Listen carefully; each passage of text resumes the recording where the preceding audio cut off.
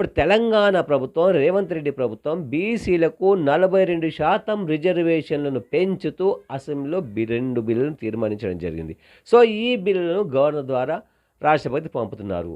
రాష్ట్రపతి తర్వాత పార్లమెంట్‌లో ఆమోదింపజేయాలి. మరి తెలంగాణలో మేము మా పార్టీ బీసీల పార్టీ అని చెప్పుకునే బీజేపీ నేతలు ఇటువంటి మంచి అవకాశాన్ని అంటే ఈ బీసీ రిజర్వేషన్ బిల్లును పార్లమెంట్‌లో ఆమోదింప చేయడం ద్వారా తాము బీసీల పక్షపాతాన్ని చాటుకునే అవకాశం ఉంటుంది. సో, ఆ అవకాశంని సద్వినియోగం చేసుకోవడం ద్వారా బీసీలకు మరింత దగ్గరే అవకాశం ఉంటుంది. ఎందుకంటే ప్రస్తుతం 8 మంది ఇక్కడ ఎంపీలున్నారు. అంటే 17 పార్లమెంట్ స్థానాలుంటే ఒకటి ఎంఐఎం కైవసం చేసుకుంది. మిగతా 16 స్థానాల్లో 8 స్థానాలను కైవసం చేసుకొని బీజేపీ, కాంగ్రెస్ ధీటుగా ఎదిగింది.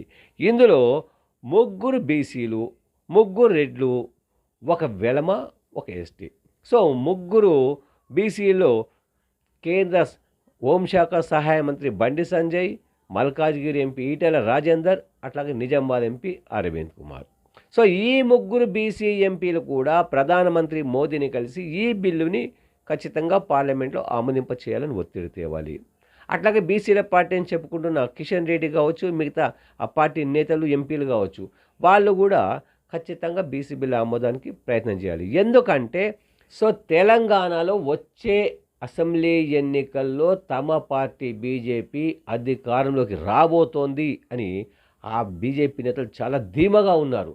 సో, మరి ధీమాగా ఉన్నప్పుడు తెలంగాణలో బీసీలే మెజారిటీ సంఖ్యలో ఉన్నారు కాబట్టి బీసీ బిల్లును గనుక ఆమోదింప చేస్తే బీసీలందరూ మీ పక్షానే ఉంటారు. మీ పార్టీ పక్షాన ఉంటే మీరు అధికారంలోకి వస్తారు. సో, ఒకవేళ బిల్లుని గనుక ఆమోదింప చేయకపోతే బీసీలు మీకు దూరమవుతారు. సో, మరి బీజేపీ నేతలు ఏం తేల్చుకుంటారు? ఇప్పుడు ఈ పార్లమెంట్ సెషన్‌లోనే ఈ బిల్లుని ప్రవేశపెట్టాలి, ఆమోదింపజేయాలి. మరి వచ్చే అసెంబ్లీ ఎన్నికలు అధికారం రావాలనుకుంటున్నారా?